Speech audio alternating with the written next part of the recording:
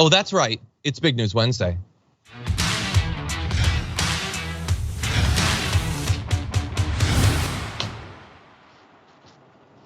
Welcome back, one and all, to another show with me, Iadarola, and Jayar Jackson, host of the Watch List. How's it going, Jayar? What's going on, you guys? It's Wednesday. Just sat my ass down just now, trying to get prepared. What are we doing?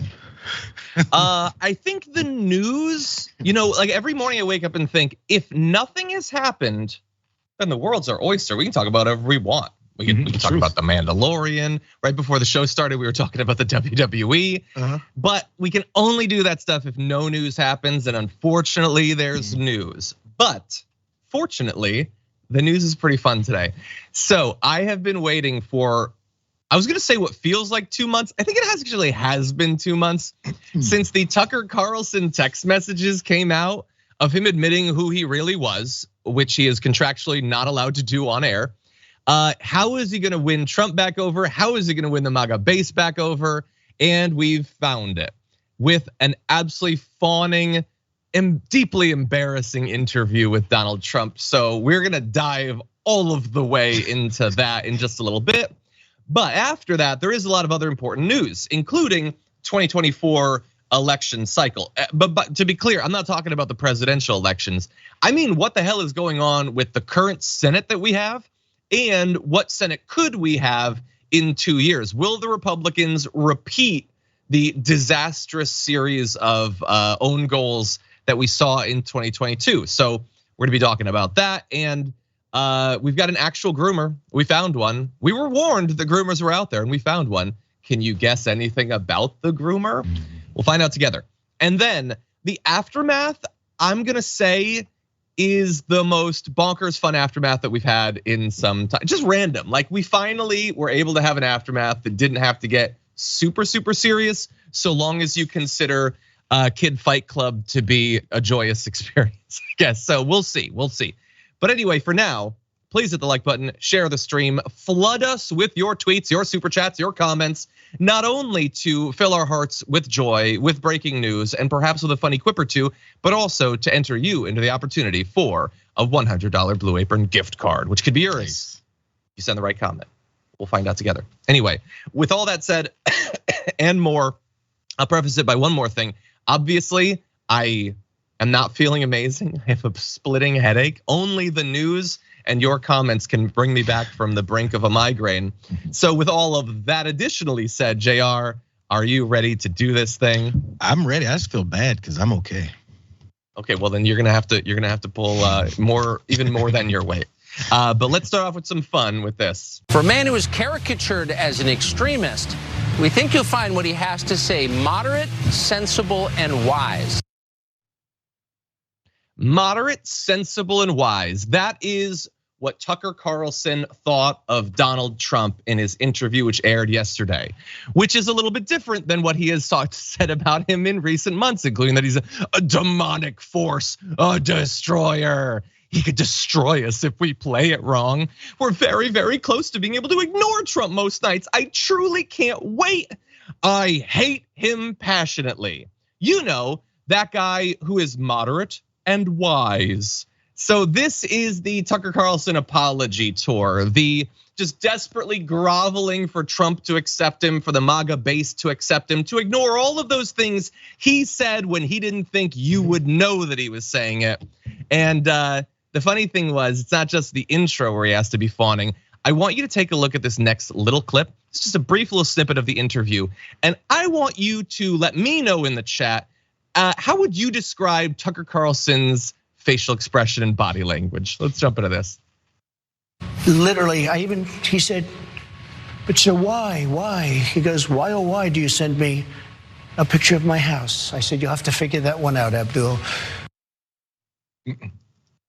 Okay, I don't even know what the hell Donald Trump was saying there, but more importantly, neither did Tucker Carlson. But despite that, because now Donald Trump is moderate and wise, he's, oh, yeah, that's very interesting. Like if I had an hour-long interview with Bernie, if I had to sit down about the Green New Deal with AOC, I would like to imagine I would not be pulling embarrassing ass faces like, oh, that is a good point about how Abdul needs to say something.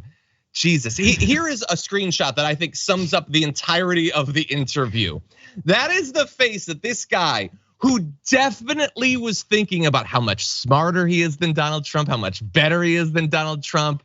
I'm gonna win out in the end, but he has to have that stupid, vapid look on his face as Donald Trump like just degrades before his very eyes. We're gonna get into some of the specific forms that the degradation came in, but Jayar, what do you think about this? Isn't that distracting? I mean, okay, if you're Good point, talking Jayar. to someone, just straight up, it's exactly what it is. I can't even finish the point. If you're talking, especially it's face to face, at least at this I can maybe ignore the side of my screen. But you're face to face and you're talking to someone about whatever. Yeah. So this weekend, the NBA playoffs are starting, and someone's like you're wondering what did I just say? Is there someone behind me that's making like this juggling? Is there a clown? What's going on? Yes, Donald Trump is the clown, but when you're trying to feign this fealty to him so much that you have to go through extreme expressions to be like, yes, King, yes, King. No, trust me, all that stuff you heard is not true. Yes, King, you have to overdo it the other way. He looks like an actor that's trying to get his facial expressions down for a film or an actor's role. And then in doing so, he's gone a little bit too far over the top and now he's overacting. It's really bad. But also that intro part when you said the moderate part, he's moderate and he's thinking things through. If Donald Trump is moderate in this interview, isn't that a bad thing to you conservatives? Because if he's moderate, that means he's leaning away from the extreme right that he's been on before. So he's moderate now. If he's moderate, that means he's apparently adopted some leftist leaning thoughts, at least leaning. Which ones are those? And isn't that a bad thing? Has he been usurped by the trans mafia? Is he gay now? Oh my God, does he listen to minorities? Which aspect of this moderate approach has he gone on? And by the way, that's evil, I heard.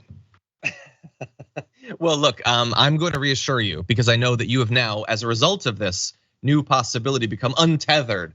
He doesn't mean it. He doesn't mean literally any of it. He just, look, we're gonna get to the specifics. And I understand that many of you might think, well, look, why are you guys focusing so much on this? It's a media guy talking to a politician, and I get it. You're not wrong. But what this is also is one of the most influential people in right-wing media who has been undeniably exposed as a complete and utter fraud, pulling a fast one over on millions of his viewers, getting an assist, by the way, by Donald Trump. The fact that Donald Trump came on reflects poorly on Tucker Carlson. He's the one who comes out looking the most buffoonish, but this also isn't good for Trump. Look, there's an interpretation where it's good for Trump, that he has the power and influence remaining, that he can cow even the strongest guy in right-wing media. But if he was that strong and he's as vindictive as we know he is, why cow him? Why get him back on your side? Why not flay him?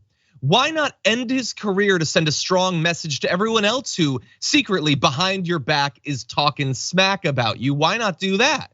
I would argue it's because he still thinks he needs Tucker Carlson. He still needs voices speaking so nicely about him on air on Fox News.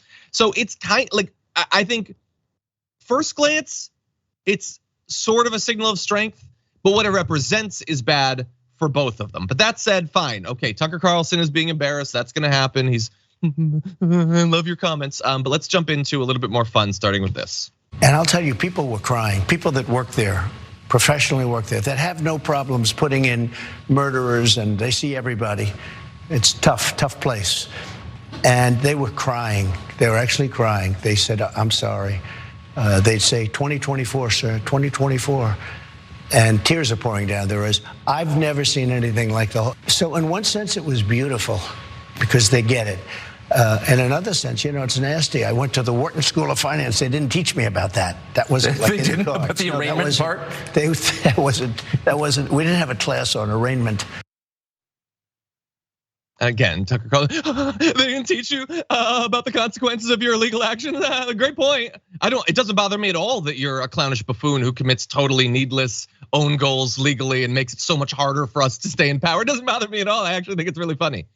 But of course, the more important part of that clip is the claim that people were just bawling over having to arraign him. Yeah, produce the evidence. I'm not buying it. You couldn't even get into that building without the door hitting you in the face because no one would hold it. And some of you who might maybe have watched been following American politics for some time, this might sound sort of familiar to you. The idea that these big, strong figures in law enforcement and everything just immediately break down in tears whenever Trump is around.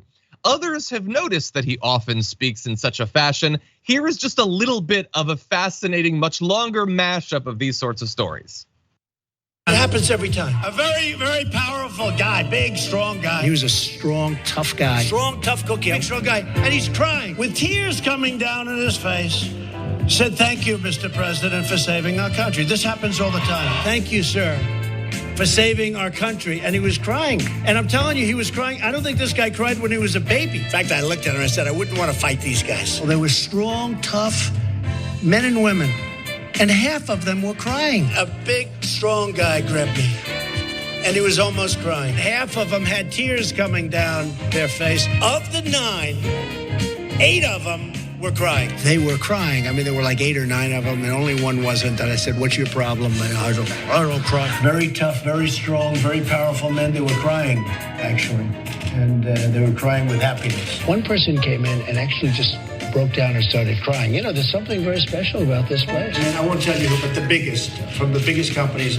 And they walk into the Oval Office and they start crying. Everywhere, Jayar. It's just these big bikers, the military, law enforcement, corporations, everyone everywhere cannot stand near him for more than a few seconds without tears dripping from their eyes. Either he's a liar, or people love him more than I thought, or the dude has the worst gas problem in America. I don't know which it is. What do you think? Tears definitely came from their eyes for some reason. We just can't figure it out. But what's odd is he never cared about the tears coming from migrant children's eyes when they were kept in those encampments at the border. He didn't care about the tears coming from victims or families of victims of mass violence. To this day, they don't give a damn about any of that. Don't care about the tears coming from the eyes of folks who've lost jobs and opportunities, and family died of COVID, as he talked about wacky ways of not doing anything about it. All this, he doesn't care about those tears. Those tears are for weak people. But the tears that come from his made up stories about how people showed so much fealty to him, those are the tears that he cares about, because that has to do with him. Oh, and by the way, it's obviously made up because it's the same damn story every time he tells it. Also, his biggest tell, and this is said so many times, everyone knows this, is they said, sir, what they said to me was, sir, because everyone just says to Donald Trump, hey, sir, some cop, as you're walking in to be arraigned, said, sir, I'm sorry. That's the way he said it. He says it just like Donald Trump says. Oh, I'm sorry, just like John Barron says it, who's not Donald Trump either. By the way, when he was in office, maybe it was while he was running, he showed how much he loves the way people bow down and retell these types of overblown stories to people like Kim Jong-un, because he likes the way that people respond. He goes, when he walked in the room, people showed their respect. That's what he wants. He said that, and this is him retelling those stories that looks like that. I cannot imagine talking about myself in this way, even if it was true, like let alone if it wasn't true. It's just, it is so deeply sad, deeply sad. And he's telling this story to Tucker Carlson. Who knows it's not true? Of course. But Tucker Carlson has to pretend that it's true. He knows, he thinks he is so much smarter, so much better than Trump. But he's, I agree. They probably were all crying. I'm about to cry, actually, because of how sensible and wise you're being. That's his job. That's how, look, I don't know what it's like to own multiple homes. I guess it must be great to justify treating yourself this way.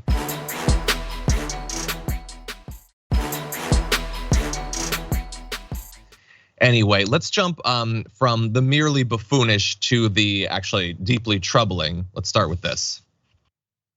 I often say, they said to me the other day, one of your fellow journalists said, who's the biggest problem, sir? Is it China?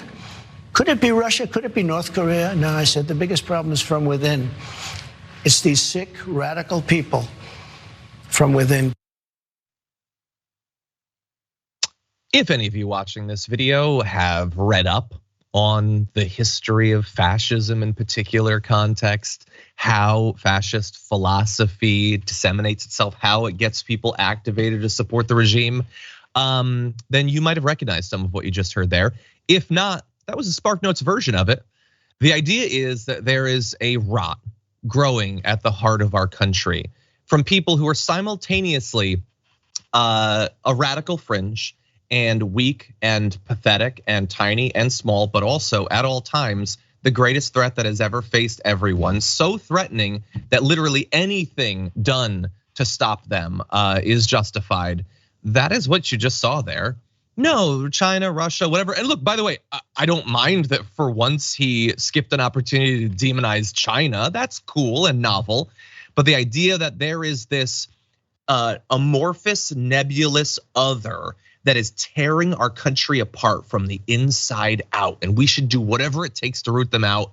That is how you activate people to go and, let's say maybe in Texas, go to a BLM gathering and shoot someone, or go to another protest and gun someone down. This is how you activate the people to go to the homes of political figures and bludgeon in the skull of their husband. This is how you get people to do these sorts of things.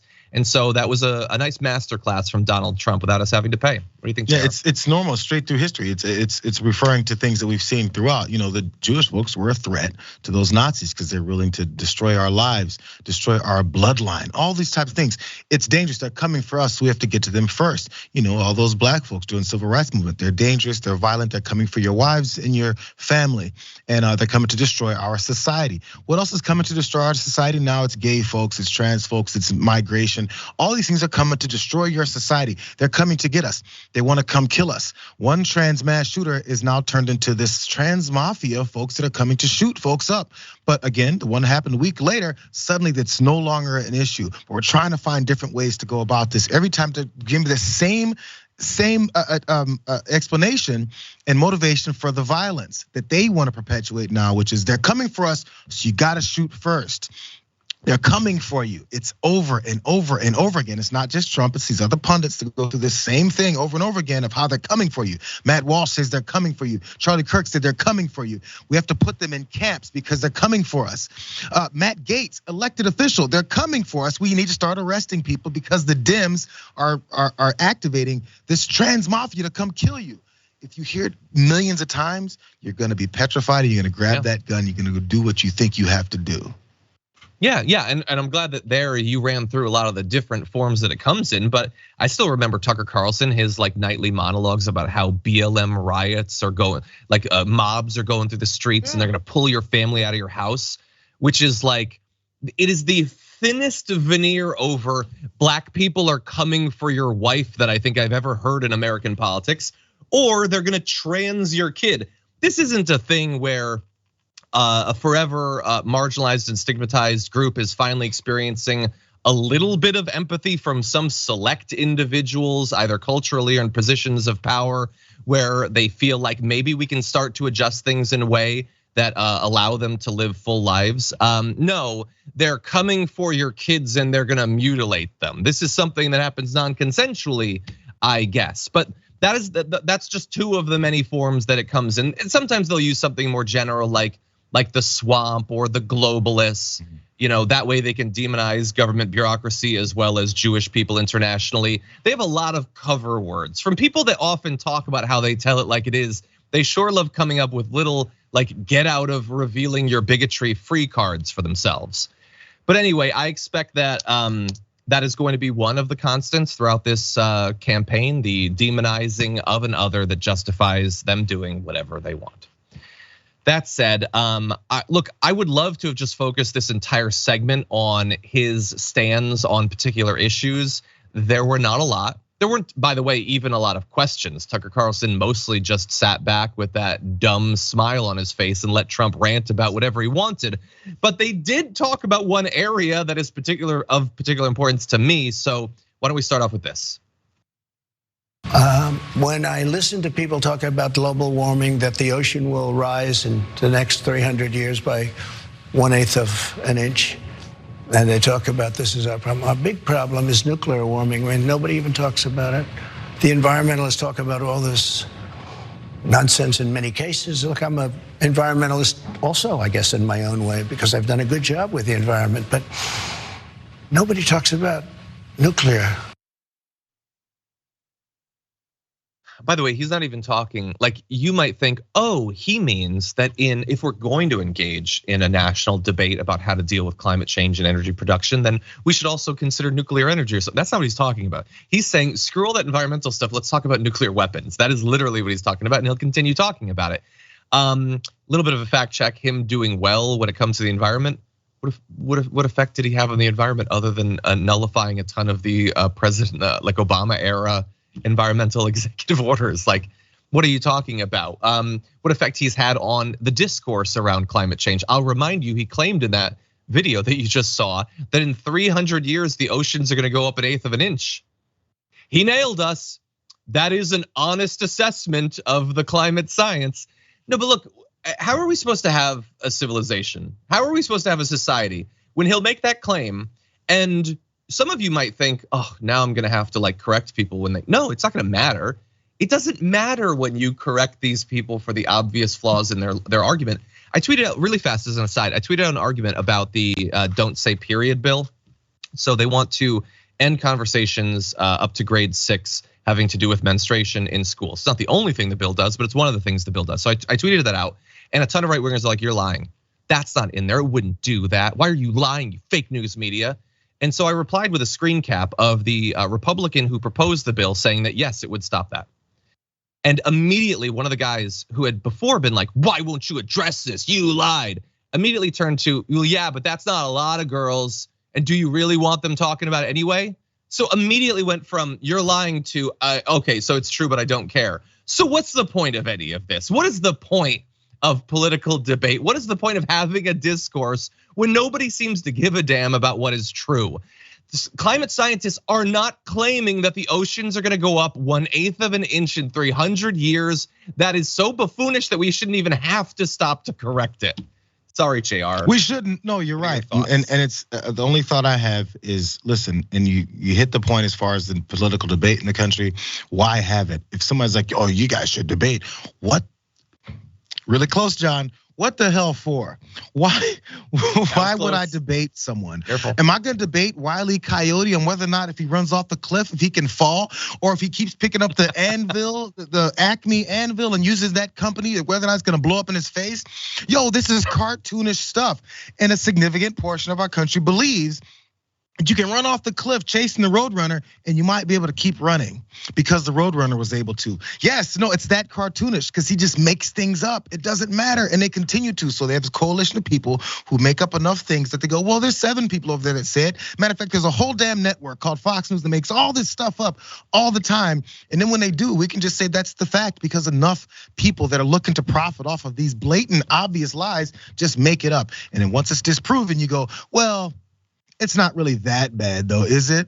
Mm-hmm. I mean, the coyote did kind of deserve it. Yo, it's a cartoon. It's fake. We are going to, I love the reference. Younger viewers are like, what are you talking about? Anyway, we're someday going to do a story on this show, if the Pop-Tarts don't get me first, of Mar-a-Lago being utterly destroyed by a hurricane. That's what we're gonna get to. Well, I'm not gonna live long enough for it to be literally underwater constantly, but it will be utterly destroyed by a hurricane. I don't know, maybe at that point Republicans won't care anymore. Maybe they'll have finally had to admit that which should be obvious even today. But just the lies. And he repeatedly referred to Tucker Carlson there as a journalist. I wish that I could go to him pushing back and saying, well, look, I don't personally think that we should upend our economy or radically remake everything to deal with climate change, but we also do have to be real that that's not the claim that climate scientists are making. No, of course he did not say that. There was no pushback, there was no nothing. He just allowed Trump to continue to ramble on in increasingly bizarre fashion. Here's an example of that. And I call it the N-word. You have 2 N-words, you don't mention either one of them. The nuclear word you don't mention, because the power is so destructive. I met with professors at MIT, and I was preparing for a debate. I wouldn't say it was a long preparation, but I did want to talk about nuclear because I consider it to be the single greatest threat the world has, far greater than global warming, like not even a contest.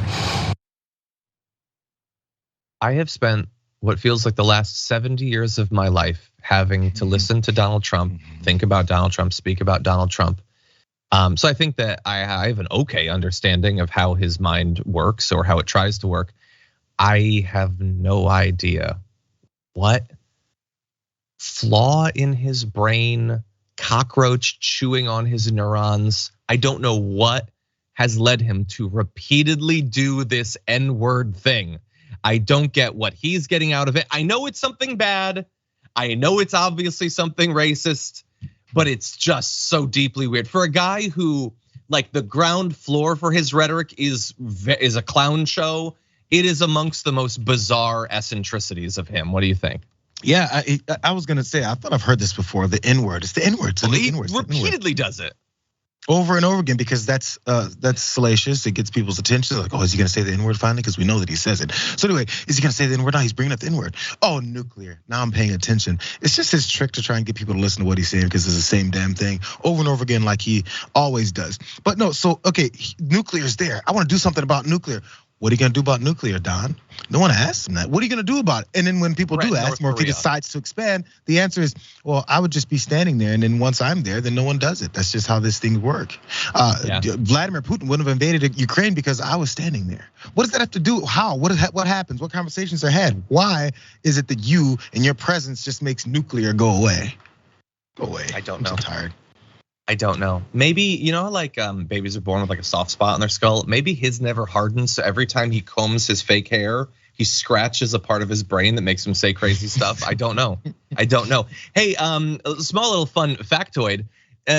In that thing where he was saying that he talked to these scientists at MIT or whatever, and like, how much do I wish I could be there for that talk? How little respect did anyone in that room have for him? But whatever, I digress. Did you hear why he was talking to them? It was to prepare for a debate. And I think I know what debate it was, actually, because this is a total throwback. But if you search on YouTube for the worst answer in debate history, I used to do a segment called Final Judgment, and I broke down his response to a question about the nuclear triad. It's actually one of the most successful videos that I've ever done in my career. He didn't come away from that meeting understanding literally anything about any of this. You could ask like an incurious first grader about the nuclear triad and have gotten a more cogent response than you got from Trump. So I'm sure those MIT professors did their best, but it didn't rub off. Or maybe he absorbed it and then he scratched the soft spot in his skull. I don't know. Anyway, that's all the time we have for this. He called the Saudi regime great people. He said that he would never drop out, even if he was convicted. He would still be in the race. Like, it was just utter nonsense from top to bottom. Thank you, Tucker Carlson, for pretending to love this guy. It makes you look even more pathetic. Okay, with that said, we need to go to our first break. Admittedly late. We got a lot more news to get to, so don't go anywhere.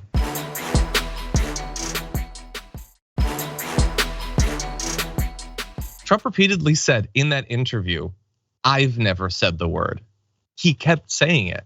Go to Kat Abagazale, a friend of the show. She had some great mashups that she did of him, including the bizarre panic sniffing he was doing to remain conscious.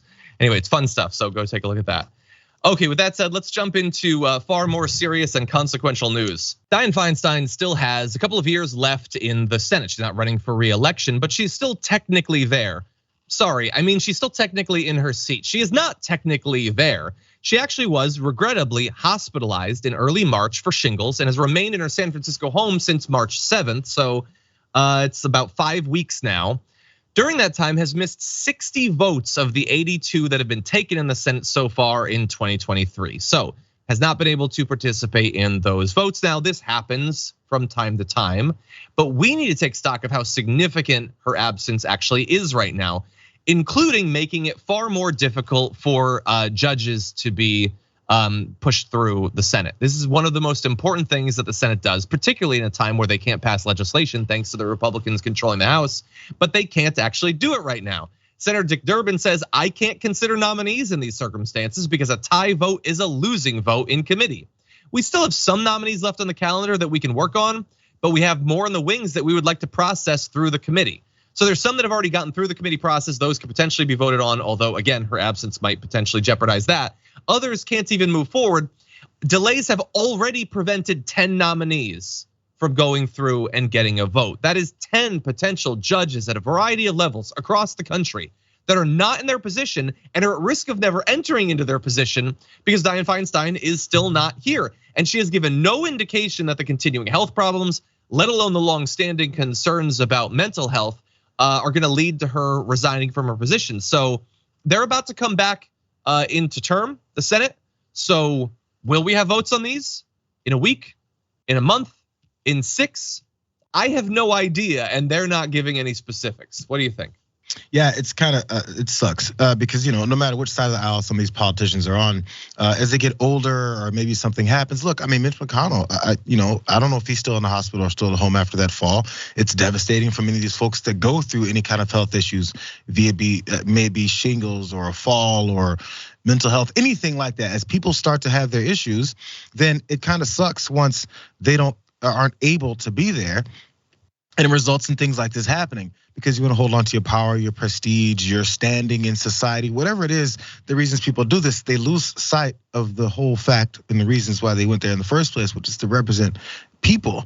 And then you're their voice. You hear what they say. You stand for the things that they stand for. It's pretty straightforward. But eventually, I guess, even when it's been this long, you eventually start thinking about, this is my seat. This is my position. I'm Dianne Feinstein. I'm, Mitch McConnell. I'm supposed to be this standard forever, at least until I die.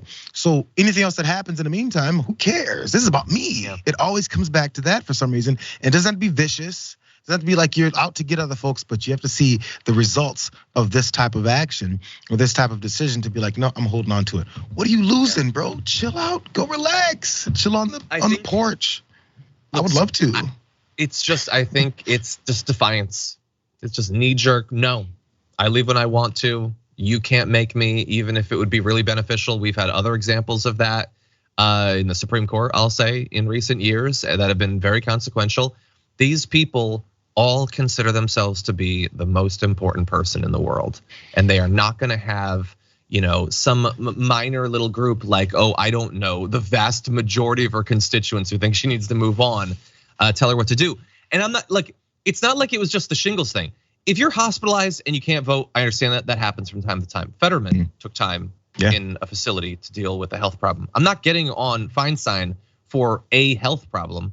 I'm getting her for filling a spot that she should not have been in for literally years. And everyone knows, her staff knows, her colleagues know. Like we can have debates about exactly when people aren't necessarily able to serve in their position. She is way past any of that. Where we might draw the line somewhere differently, she's past any of these lines. And this is not just consequential for legislation. We're talking about some long-term appointments, including potentially lifetime appointments that might go the other way, that can have huge ramifications across a wide range of issues because of this. She's gonna be in her position until January 2025. Wow. And I will remind you, by the way, like you might think, well, okay, but there's no Supreme Court positions that are up right now. So is it really that important?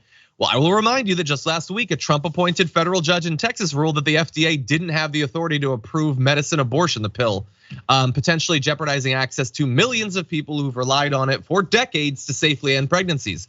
That was just some federal judge. Now, thankfully, it's been complicated by a different judge and it'll go to the Supreme Court, but one judge can have an incredible amount of power, let alone 10, let alone dozens.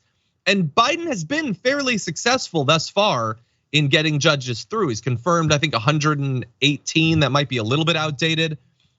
His pace has been good, certainly better than Obama's was. But we need to keep that going. You can't just grind that to the halt for a year and a half because Feinstein, doesn't want to admit that it's time to move on.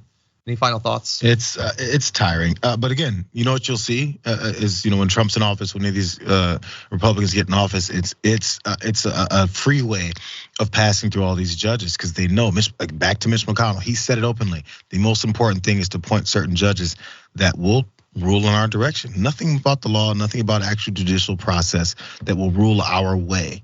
They're hell bent on it and they're laser focused. So when things like this happen, it just shifts it more. Yeah, I just like Gavin Newsom could put some. By the way, if she did retire, he would put someone in that I would not like or certainly wouldn't have picked. I'm not saying that her retiring is hey, it's great, it's a party, it's a solution to all of our problems. Hey, California's progressive. It wouldn't be. We would have other issues to deal with. But at least then we could deal with that. We could have a serious conversation. Right now, you can't converse with her because she ain't around.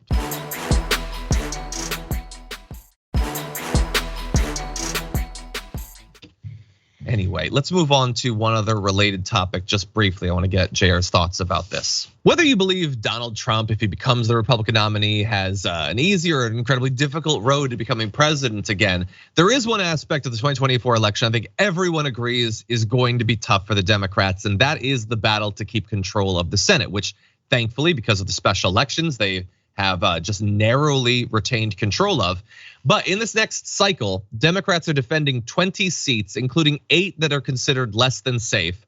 Only 11 Republican seats are up, and only 1, and that's in Florida, are considered less than safe. And obviously Florida has moved towards the Republicans in recent years. So it is going to be difficult almost no matter what to maintain their hold over the Senate when they can't afford to lose any of those seats right now. But there is one potential path to them maintaining control, and we actually saw kind of a trial run of it in 2022, which is, man, if the Republicans continue to let people like Donald Trump and Steve Bannon and others choose their candidates, then hey, maybe you're telling me there's a chance. And I'm not just saying this, a lot of Republicans are worried about this. Many Senate Republicans have talked to The Hill saying that they think that Trump hurt Republicans' chances in Arizona, Georgia, and Pennsylvania. That is indisputable at this point. We can dispute whether the seats would have gone the opposite way. I personally think that at least 2 out of the 3 probably would have, but it definitely hurt their chances. Senator John Thune said openly, sure seems like that would be helpful based on our lack of success in 2022 if they focus on candidate quality and don't just go for the biggest like whack job they can find. Senator Lindsey Graham says, if I were him, Trump, I'd focus on his own election, but I doubt if he'll take that advice. That is Lindsey Graham. Lindsey Graham's job in recent weeks has been to break down in tears on Fox News trying to raise money for Trump. And even he's like, could you please focus on your own thing? Just put all of your time and attention into losing that race rather than making us lose all of these others. And so they are worried, and they should be worried. Kari Lake is teasing a future Arizona Senate run. They might have that problem solved for them because she might be Trump's VP pick. Doug Mastriano is praying over running for Pennsylvania Senate in 2024 after losing in 2022. And even Ted Cruz is now trying to rebrand himself as some sort of moderate, indicating that he is worried about his reelection bid. He has had some fairly close races in the past. We'll see, it's still Texas, but I don't know. I mean, are they gonna have Herschel Walker move in to run somewhere? Like this could be rough for them, but it's already going to be difficult for the Democrats. How do you see this shaking out there? Yeah, it's tough. This is the thing, and this was the battle they had at the back end when they had the underwhelming results, and there was that bit of a division, right? Like, oh, we need to get more quality candidates. I believe back to Mitch McConnell. Mitch McConnell's been on my mind, I guess, today, but he was one of the ones saying, well, we need quality over this just because Donald Trump said so. So this could be another repeat of that same thing, or enough of them would realize, this is a problem. I don't know, this battle's gonna shake up when it comes to their primaries as well, even up to the top of the ticket. It's tough, man. It's because that's the other problem. Who do the Democrats have? There's folks, but then the names aren't getting pumped and promoted the same way. There's just not the same type of system involved with trying to pump up some. Let's keep it real. Many of these folks were lower to no name folks that they promoted. Look, Marjorie Taylor Greene was a nobody. Lauren Boebert was a nobody. And then they get pumped up because of the nature of the crazies that are at the head of the party. Where's that system within the Democratic Party? It's just not. So even if it's the crazy names, all they care about is, it's the name. We've heard about Mastriano. We've heard about Kari Lake constantly complaining about her loss. But I don't know to what degree that would help. Hopefully people are seeing that and going, I'm gonna stay away from the Mastrianos, I'm gonna stay away from the Lakes. And I guess I'll go with the same to no names that I've heard from the Democratic side. That's the hard part, I think. Yeah, in terms of candidates, we'll have to see. Obviously, there's going to be a lot of contested races. I don't know. Has Beto already announced that he's going to be running for Senate? I would imagine that he probably would. There are obviously other good progressives in Texas, but we'll see. He has a high profile and he raises a lot of money. So we'll see. I don't know for some of these races. Like I imagine that if you've been thinking about running, being able to go up against Kari Lake or Mastriano is probably not the worst race to have to run for your chances, but we'll have to see. No, I'm sorry. And the last part is being whether or not Democrats are going to still rest on hoping that they suck enough and don't do anything else about it. Hope they just almost certainly. We'll see. I don't know. Maybe Biden, will lead the way with a bold new agenda or something, or maybe he'll just talk about how Trump is terrible, and he'll be right. Trump is terrible, and DeSantis would be terrible, but that's not the only thing that matters. Okay, with that said, we need to take our second break. When we come back, we have been warned about the rise of the groomers, and there are some allegations that we might have found one. We'll give you the details after this.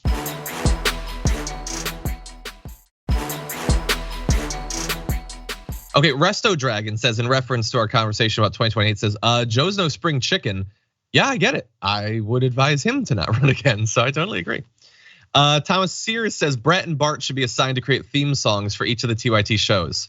Well, I do want a new intro for the show potentially, but also I mean individual host intros that we can play to get people hyped. I think that would be fun. I'm probably gonna do it, and it's probably gonna be a terrible idea, but everyone buckle up. Okay, with that said, why don't we jump into this? Over the past few years, it has become almost cliche for conservatives to warn about groomers. They're everywhere, apparently, in politics, in business, hiding in the global elites, and certainly in your schools.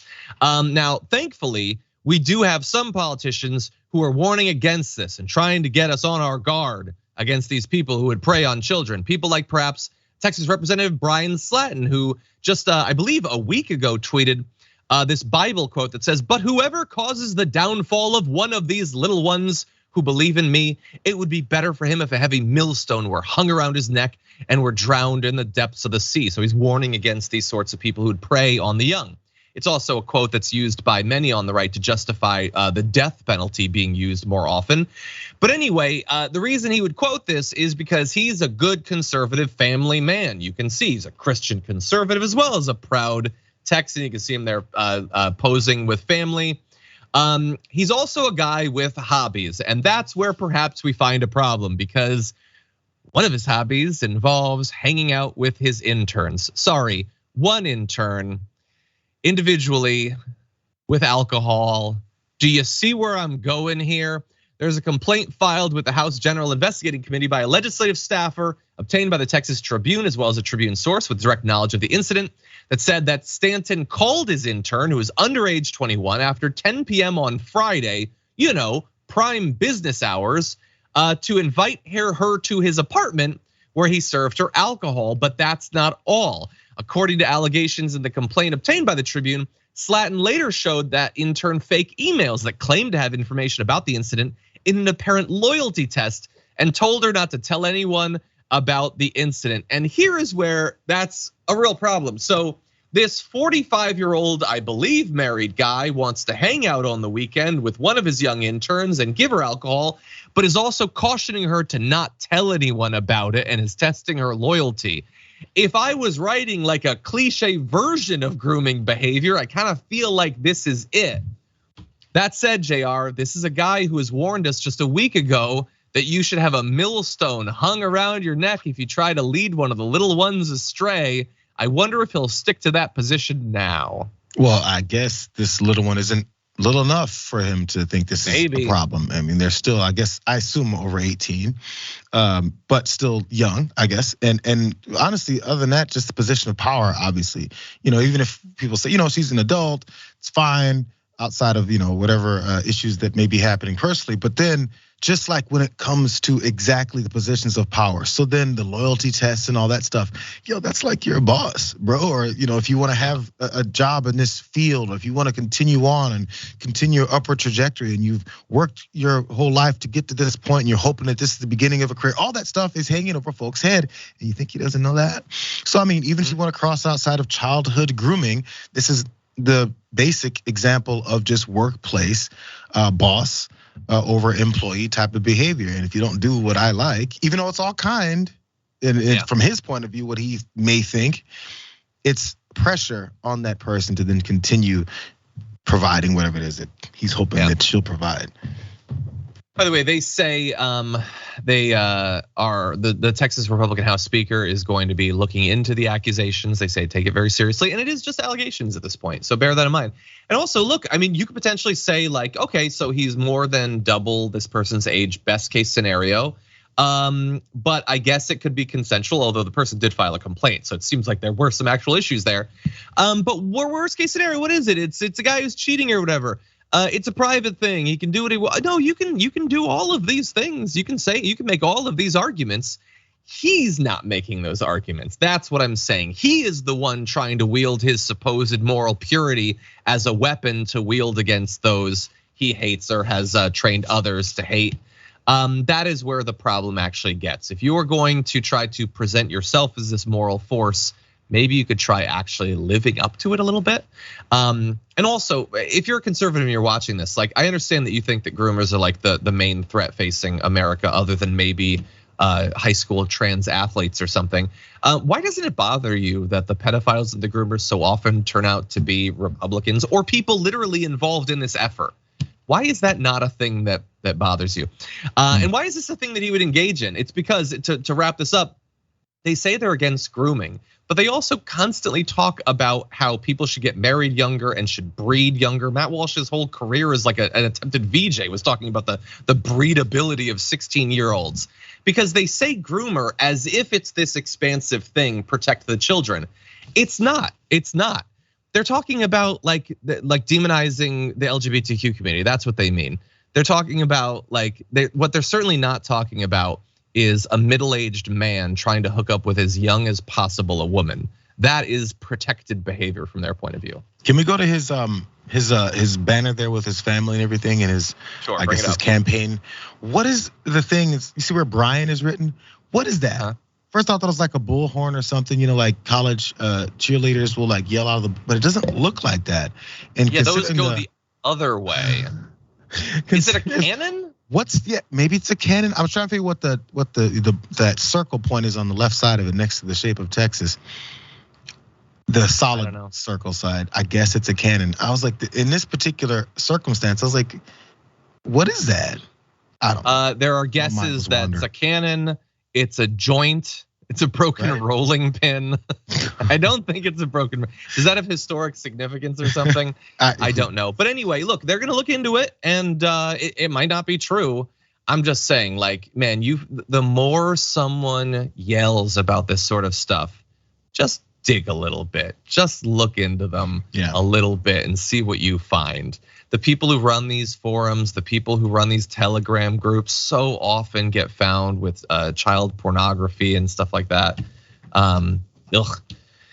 Anyway, we do not have enough time to do our last story with what remains of this hour. So that does give me the opportunity to respond to some of your comments. Also let you know that we're just at the beginning of a full day of content here on the TYT network. We got the damage report right now. Indisputable will be up next. Jayar Jackson, what's going on later on today on the watch list? Oh, watch list. There's a lot of fights over, of course, we're gonna do some of the Trump stuff as he was going on about Tucker Carlson and the fealty that he showed. I've got some other clips that we didn't see here today, but also the continuous attacks on women's rights, these pills, the abortion pill things that happened. There's one particular case that stands out that's got this whole thing going, and we're gonna go to the backgrounds of the guy who is suing his ex and trying to also sue her friends for helping her out with her healthcare needs, because what we definitely love in this country is men, especially exes, who she was worried and afraid of having dominion over their women.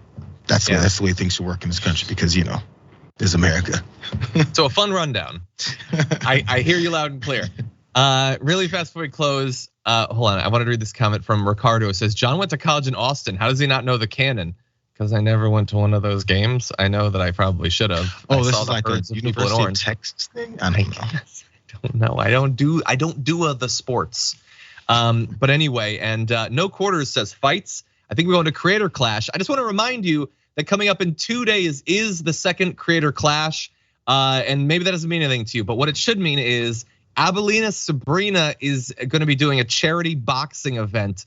Everyone should definitely support that and watch. I can't wait to see how Sabrina does. She's been training for a long time. More to come on the show in the aftermath.